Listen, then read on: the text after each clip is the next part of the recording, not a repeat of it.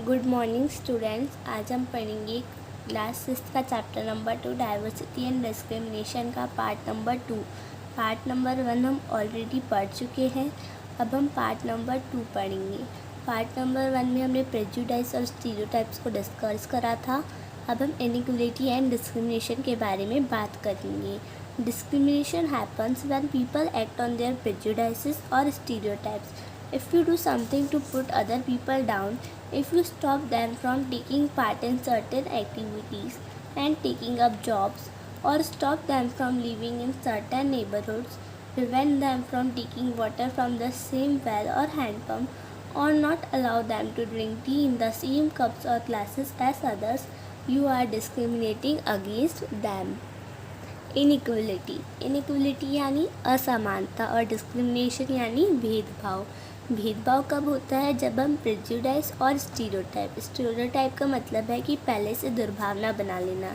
जब हम अपने प्रेजुडाइज और स्टीरियोटाइप्स पर बहुत ज़्यादा एक्ट करते हैं और कुछ लोगों को पर्टिकुलर काम करने से रोकते हैं, जैसे जॉब करने से रोक देते हैं और अपने आसपास में रहने से रोक देते हैं, या उनको कुएं से पानी लेने से, हैंडपम्प से पानी लेने से रोक देते हैं, या फिर उनको उस कप और ग्लास से चाय पीने के लिए मना कर देते हैं जिससे हम पीते हैं। तो ये सब क्या है? ऐसा करके आप भेदभाव ही तो कर रहे हैं। Discrimination can take place because of several reasons. You probably recall from the previous chapter that Samir Ek and Samir Do were different from each other in many ways. For example, they belong to different religions. This is an aspect of diversity. However, this diversity can also be a source of discrimination काफ़ी सारे reasons की वजह से होता है।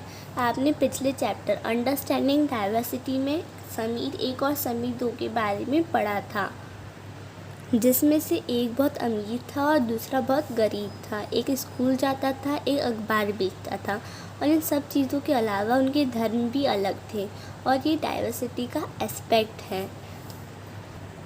Groups of people who may speak a certain language, follow a particular religion, live in specific regions, etc., may be discriminated against as their customs or practices may be seen as inferior. Another difference between the two Samir was in their economic backgrounds.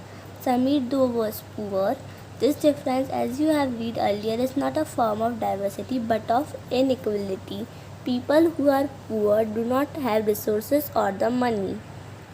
Groups of people जो एक अलग भाषा बोलते हैं और particular धर्म को मानते हैं या फिर एक पर्टिकुलर इलाके में रहते हैं, उनके अगेंस्ट भेदभाव किया जाता है और उनको नीचा फील कराया जाता है।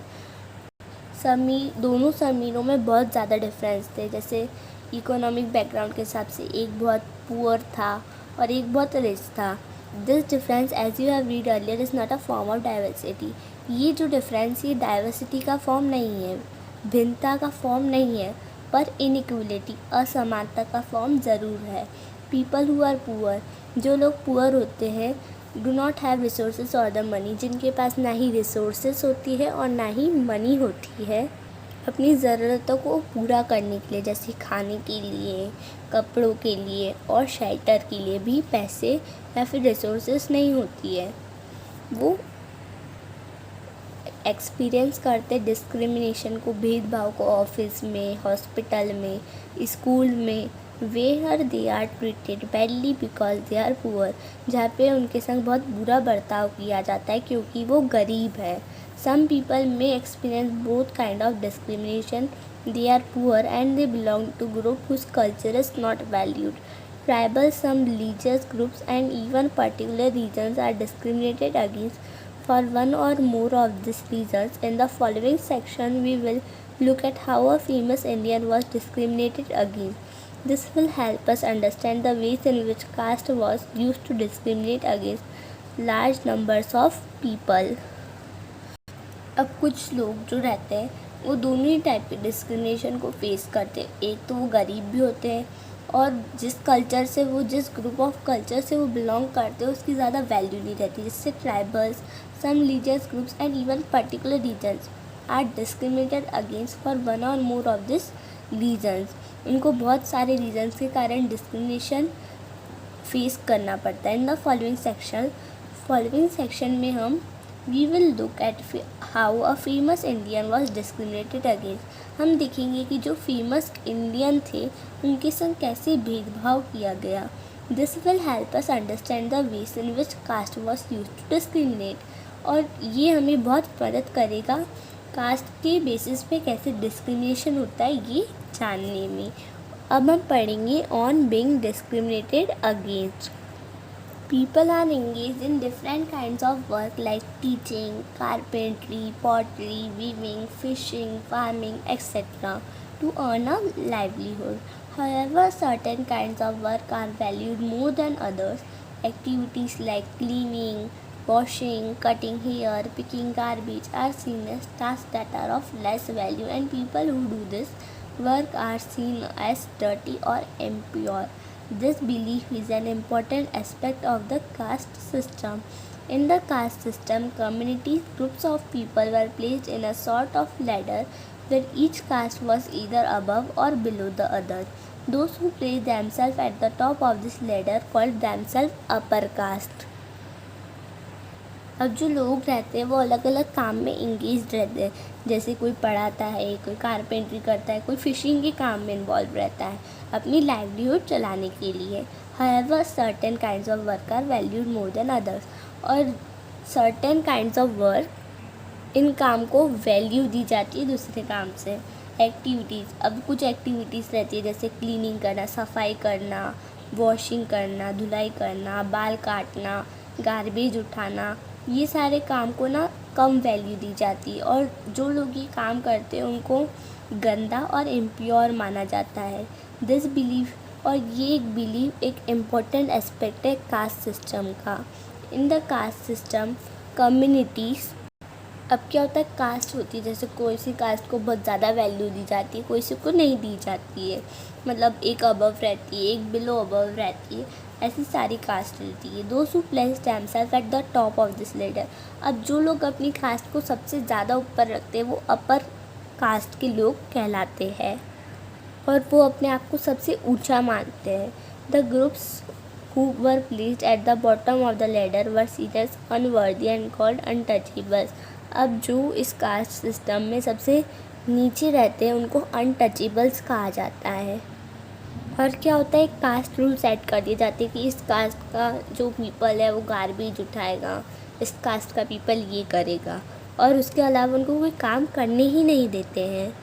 जैसे एग्जाम्पल के तौर पर some groups were forced to pick garbage and remove dead animals from the village।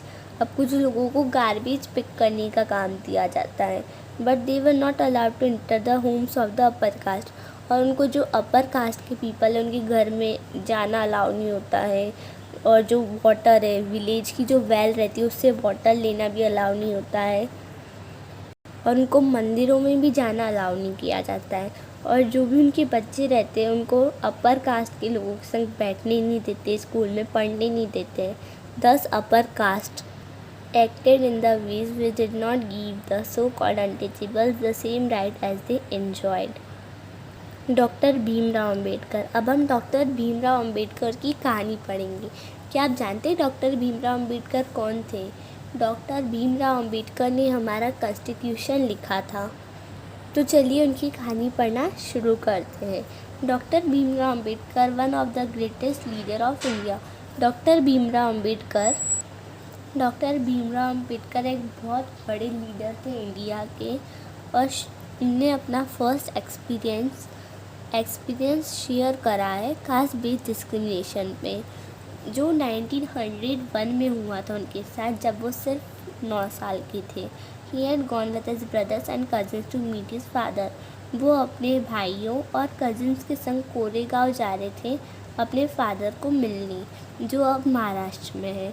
Long did we wait, but no one turned up, and hour elapsed, and the station master came to inquire। He asked us for our tickets. We showed them to him. He asked us why we tarried. We told him that we were bound for Koregaon and that we were waiting for father or his servant to come, but that neither had turned up and that we did not know how to reach Koregaon। वो बहुत देर तक इंतज़ार करते हैं पर कोई भी उनको मुड़ के देखता तक नहीं है। 1 घंटा निकल जाता है, तब फिर स्टेशन मास्टर आते हैं इंक्वायरी करने। वो हमसे हमारा टिकट मांगते हैं, हम उनको दिखा देते हैं। He asked us why we tarried. We told him that we were bound for Koregaon. अब क्या होता है, स्टेशन मास्टर उनसे पूछते हैं कि वो क्यों रोए हैं। We told him that we were bound for Koregaon. वो बताते हैं कि हम कोरेगांव जाने वाले हैं, हम हमारे फादर या फिर उनके सर्वेंट के आने की प्रतीक्षा कर रहे हैं, बट कोई नहीं आया और हमको ये भी नहीं पता कि कोरेगांव जाने के लिए हम कौन से रूट से जाएं या फिर कैसे जाएं। We were well-dressed children. From our dress or talk, no one could make out that we were children of the untouchable. हम बहुत अच्छे से तैयार हुए थे। हमारे बातचीत के तरीके से और हमारे रहन सहन के तरीके से कोई नहीं पहचान सकता था कि हम अनटचेबल से। Indeed, the station master was quite sure we were Brahmin children. Station master भी यही सोच रहे थे कि हम ब्राह्मण बच्चे होंगे, and was extremely touched. And the plight in which he found us, as is usual among the Hindus. The station master asked us who we were. Without a movement thought, I blurted out that we were Mahers. हिंदुओं की आदत के अनुसार station master पूछ ही लेते हैं कि तुम कौन सी कास्ट के हो। विदाउट अ मूवमेंट, बिना सोचे समझे, वो जो डॉक्टर भीमराव अंबेडकर रहते हैं वो कह देते हैं कि हम महर हैं। महर वो होते हैं जिनको अनटचेबल्स ट्रीट किया जाता है बॉम्बे प्रेसिडेंसी में। He was stunned. यह सुनकर स्टेशन मास्टर एकदम दंग रह जाते हैं। His face underwent a sudden change. We could see that he was overpowered by a strange feeling of repulsion. As soon as he heard my reply, he went away to his room and we stood where we were. 15 to 20 minutes elapsed. The sun was almost setting. अब क्या होता है, जैसे ही वो बताते हैं कि वह महर है, डॉक्टर भीमराव अंबेडकर जैसे ही बताते हैं कि वह महर है, तो स्टेशन मास्टर तो पहले दंग रह जाते हैं और फिर क्या करते हैं, धीरे से जाके अपने रूम में बैठ जाते हैं और जो भीमराव अंबेडकर उनके ब्रदर्स और कज़न्स रहते हैं वो वहीं खड़े रहते हैं। 15 to 20 मिनट्स निकल जाते हैं। सन ऑलमोस्ट सेट होने वाला रहता है, मतलब डूबने वाला रहता है सन, पर उनके पापा या फिर उनके पापा का कोई भी सर्वेंट वहाँ पे नहीं आता है। And now the station master had also left अस। और अब तो स्टेशन मास्टर भी हमको छोड़कर चले जाते, ऐसा भीमराव अंबेडकर बताते हैं। We were quite bewildered and the joy and happiness which we felt at the beginning of the journey gave way to a feeling of extreme sadness. जो भी खुशी और आनंद था हमको जर्नी के लिए, वो सब धीरे धीरे सैडनेस, हम दुखी हो गए, दुख में बदल गया। After half an hour the station master return and asked us what we propose to do. आधे घंटे बाद वापस स्टेशन मास्टर रिटर्न मतलब वापस आते हैं और पूछते हैं कि हमको, अब आधे घंटे बाद वापस स्टेशन मास्टर आते हैं और पूछते हैं कि हम क्या करना चाहते हैं। We said that if we could get a bullock cart on hire we would go to Koregaon. हम कहते हैं कि अगर हमको बुलोक कार्ट मिल गया तो हम चले जाएंगे। And if it was not very far we would like to start straight way. और अगर ये ज़्यादा दूर नहीं है तो हम पैदल ही चले जाएंगे। There were many bullock carts plying for hire. वहाँ पे बहुत सारे बुलोक कार्ट्स खड़ी थी, पर जब मैंने रिप्लाई करा था स्टेशन मास्टर को कि हम महर से, तो जितने भी कार्ट मैंने उनने सबने सुन लिया था। Not one of them was prepare to suffer being polluted and to demean himself carrying passengers of the untouchable classes. अब क्या हुआ, सब जानते थे कि वो अनटचेबल्स हैं, तो कोई भी उनको बिठाने के लिए राज़ी नहीं हो रहा था। We were prepare to pay double the fare but we found that money did not work. हम उनको डबल भी मतलब डबल पैसे भी दे सकते थे, पर मनी का कोई काम ही नहीं आया। हम डबल पैसे दे रहे थे तब भी किसी ने भी हमें नहीं बिठाया। The station master who was negotiating on our behalf stood silent, not knowing what to do. तो इसी के साथ हमारी कहानी ख़त्म हुई है। अब हम पढ़ेंगे भीमराव अंबेडकर के बारे में कि वो कौन थे और क्या थे। Bhimrao Ambedkar, 1891 to 1956, is considered the father of the Indian Constitution and is also the best known leaders of the Dalit. Doctor Bhimrao Ambedkar को इंडियन कॉन्स्टिट्यूशन का फादर भी कंसिडर किया गया है और वो एक बेस्ट नोन लीडर थे दलित के. Doctor Ambedkar fought for the rights of the Dalit community. He was born into the Mahar caste which was considered untouchable. उनका जन्म महार कास्ट में हुआ था जो अनटचेबल कंसिडर्ड हुई है. द महार जो महार रहते हैं वो बहुत गरीब रहते हैं, उनका खुद का लैंड नहीं रहता है. And children born to them also had to do the work their parents did. और जो भी उनके बच्चे होते हैं उनको वही काम करना पड़ता है जो उनके माता पिता करते हैं. They lived in spaces outside the main village and were not allowed into the village. वो गांव के बाहर एक जगह पर रहते हैं, उनको गांव में आना अलाउ नहीं होता है. Doctor Ambedkar was the first person from his caste who completed his college education and went to England to become a lawyer. Doctor Ambedkar पहले पर्सन थे अपनी कास्ट से जिन्हें अपनी कॉलेज एजुकेशन कंप्लीट करी और इंग्लैंड गए लॉयर बनने के लिए. He encourage Dalit to send their children to school and college. उन्होंने दलित को इनकरेज किया अपने बच्चों को स्कूल और कॉलेज भेजने के लिए. He also urge Dalit to take on different kinds of government jobs in order to move out the caste system. उन्होंने कास्ट सिस्टम से बाहर निकलने के लिए बहुत सारे दलित से कहा कि वो अपने गवर्नमेंट जॉब्स में अलग अलग काइंड की गवर्नमेंट जॉब्स में जाए. He led many efforts of Dalits to gain entry into temples. अब क्या हुआ, उन्होंने बहुत सारे एफर्ट्स लगाए दलित को टेम्पल के अंदर भिजवाने की. Later in life he converted to Buddhism in his search for a religion that treated all members equally. और फिर थोड़े समय बाद वो बुद्धिज्म में कन्वर्ट हो गए क्योंकि वो एक ऐसे रिलीजन को चाहते थे जहाँ पे सब लोगों को एक समान माना जाए. Doctor Ambedkar believe that Dalit must fight the caste system and work towards a society based on respect not just for a few but for all persons. Doctor Ambedkar सोचते थे कि दलित को कास्ट सिस्टम के अगेंस्ट फाइट करना चाहिए और काम करना चाहिए एक ऐसी सोसाइटी में जहाँ पे उनको सम्मान मिले. Not just for a few but for all person. थोड़ों के लिए नहीं, सब लोगों को सम्मान मिले. अब आप इमेजिन कीजिए कि कितना डिफ़िकल्ट होगा जब एक पीपल दूसरी जगह नहीं जा पाएगा आसानी से. How insulting and hurtful it is to have people move away, refuse to touch you और allow you to drink water. कितना अपमानजनक होता है जब कोई आपको बिठाने से मना कर देता है या फिर आपको पानी पीने से मना कर देता है या फिर ऐसे किसी भी सोर्स को टच करने से या फिर अलाउ नहीं करता है उसको लेने के लिए. तो कितना अपमानजनक होता है. इस स्मॉल इंसिडेंट ने शो कर दिया कि how a simple task of going from one place to another in a cart was not available to the children. कि कैसे एक जगह से दूसरी जगह जाने के लिए बच्चों को अलाउ नहीं किया गया कार्ट में. Even though they could pay the money. तब भी जब वो पैसे दे रहे थे. All the cartmen at the station refuse to take the children. जितने भी कार्टमैन थे स्टेशन पर उन सब ने रिफ्यूज़ कर दिया चिल्ड्रन को ले जाने से. दे acted in a discriminatory manner. So clearly as this story show us, caste-based discrimination is not only limited to preventing Dalits from undertaking certain economic activity, but it also denies them the respect and dignity given to others.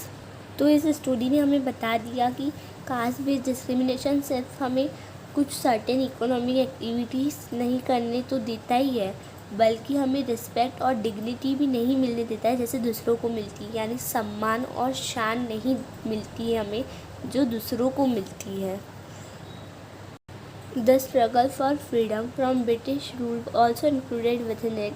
अब जब struggle हुआ था Britishers के against, large groups of people जो थे उसमें वो Britishers के अगेंस्ट तो लड़ ही रहते, पर वो ये भी चाहते थे कि उनको भी समान अधिकार मिले, उनको भी समान तरीके से ट्रीट किया जाए जैसे दूसरों को किया जाता है. इसमें दलित, वुमेन, ट्राइबल, पीजेंट मतलब दलित लोग थे, महिलाएं थी, किसान थे, सब थे, और उन्होंने बताया कि उनको कैसे कैसे इनइक्वलिटी, असमानता का एक्सपीरियंस करना पड़ा उनके जीवन में। As pointed out earlier, many Dalit organise themselves to gain entry into temple. Women demanded, अब क्या हुआ, दलित चाहते थे कि उनको टेम्पल में एंट्री मिले। वुमेन थी, उनकी डिमांड थी कि they should have as much right to education as men did. अब जो महिलाएं थी वही चाहती थी कि उनको भी शिक्षा लेने का अधिकार हो जैसे आदमियों को है। पीजेंट, जो किसान थे और जो ट्राइबल थे, for to release themselves from the grasp of the money lender and the high interest they were charge. अब उन पे जो हाई इंटरेस्ट चार्ज किया जा रहा था तो वो उसके अगेंस्ट लड़ रहे थे। When India became a nation in 1947, our leader too were concerned about the different kinds of inequality that existed. अब जब 1947 में हमारा नेशन आज़ाद हो गया, इंडिया आज़ाद हो गया, तब जो लीडर्स थे उनने बहुत सारे डिफरेंट काइंड्स की इनइक्वलिटीज़ के बारे में कंसर्न किया था। Those who wrote the constitution of India, a document that laid out the rules by which the nation would function. Constitution जिनने लिखा था, जिस कॉन्स्टिट्यूशन ऑफ इंडिया, कॉन्स्टिट्यूशन में क्या लिखा है, वो एक ऐसा डॉक्यूमेंट है जिसमें रूल्स लिखे कि कैसे नेशन चलेगा, किस हिसाब से चलेगा, क्या करना सही है, क्या नहीं करना चाहिए। Were aware of the ways in which. Constitution में ये भी लिखा है कि सब अपने मर्जी से काम कर सकते हैं। ऐसा नहीं है कि इस कास्ट का पीपल यही काम करेगा, जिस इंसान को जो काम करना है कर सकता है। गवर्नमेंट जॉब्स सभी पीपल के लिए ओपन है, भले वो अपर कास्ट का हो, लोअर कास्ट का हो, कोई से भी क्लास का हो, कास्ट का हो, सबके लिए ओपन है। In addition the constitution also place responsibility on the government to take specific steps to realise their right to equality for poor and other such marginal communities. Constitution ने government पे responsibility place की कि वो specific steps ले सकते हैं right to equality for poor and other such marginal communities को realise करने के लिए। The writers of the constitution also said that respect for diversity was a significant element in ensuring equality. They felt that people must have the freedom to follow their religion, speak their language, celebrate their festivals and express them freely. Constitution में ऐसा भी लिखा है कि जो इंसान का religion है वो एकदम फ्रीडम से जी सकता है, अपनी लैंग्वेज बोल सकता है, जो भी अपने त्यौहार है उनको फ्रीडमली सेलिब्रेट कर सकता है और अपने आप को एक्सप्रेस भी कर सकता है फ्रीली। और उन्हें कहा है कि नो वन लैंग्वेज, रिलीजन और festival should become compulsory for all to follow. ऐसी कोई सी भी भाषा, रिलीजन या फिर फेस्टिवल नहीं होगा जिसको हर किसी को फॉलो करना पड़ेगा। जो सी भाषा बोलना चाहता है वो उसी बोल सकता है और जो सा त्यौहार बनाना चाहता है वो बना सकता है। They said that the government must treat all religions equally. और उन्होंने ये भी कहा है कि गवर्नमेंट को जितने भी लोग हैं सबको और जितने भी रिलीजन से सबको इक्वली ट्रीट करना है। Therefore, India became a secular country where people of different religions and faiths have। इसी कारण से इंडिया सेकुलर कंट्री बन पाया है। यहाँ पे जितनी भी कंट्रीज है उन सब में जितने भी रिलीजन्स सबको इक्वल माना जाता है। ऐसा नहीं कि रिलीजन बड़ा है ये छोटा है, सबको इक्वल माना जाता है, इसलिए ये सेकुलर कंट्री है। The freedom to practice and follow their religion without any fear of discrimination, this is seen as an important element of our unity, that we all live together and respect one another। हम सभी religion को follow करते हैं, सबका सम्मान करते हैं, बिना किसी भेदभाव के डर से हम हर फ्रीडम से प्रैक्टिस करते हैं और फॉलो करते हैं रिलीजन को। और यही एक बहुत बड़ा एलिमेंट है यूनिटी का, जिसके कारण हम सब एक संग रह पा रहे हैं और हम सब एक दूसरे की जितनी भी रिलीजन है, कास्ट है, उन सबका सम्मान करते हैं। इसी कारण से हमारी यूनिटी बरकरार है। Through this ideals are enshrined in our constitution, this chapter points out that inequalities exist even today, Equality is a value that we have to keep striving for and not something which will happen automatically. People struggle and positive actions by the government are necessary to take this a reality for all Indians. ये ideas जो है ये हमारे constitution में लिखे हुए हैं। इस चैप्टर में हमने देखा कि आज भी इनइक्वलिटी कैसे हमारे समाज में देखने को मिलती है। इक्वलिटी एक ऐसी वैल्यू है जिस पर हमें कोशिश करनी चाहिए कि उसको आगे लेकर बढ़ते रहे और गवर्नमेंट को ऐसे एक्शंस लेने पड़ेंगे कि हर किसी के पास इनइक्वलिटी हो, जितने भी इंडियंस हैं उनके पास इक्वलिटी हो, इनइक्वलिटी ना हो। तो इसी के साथ हमारा चैप्टर समाप्त हुआ। अगर आपको मेरी वीडियो पसंद आई हो तो इसे लाइक, शेयर और सब्सक्राइब करना मत भूलिएगा। धन्यवाद। Thank you.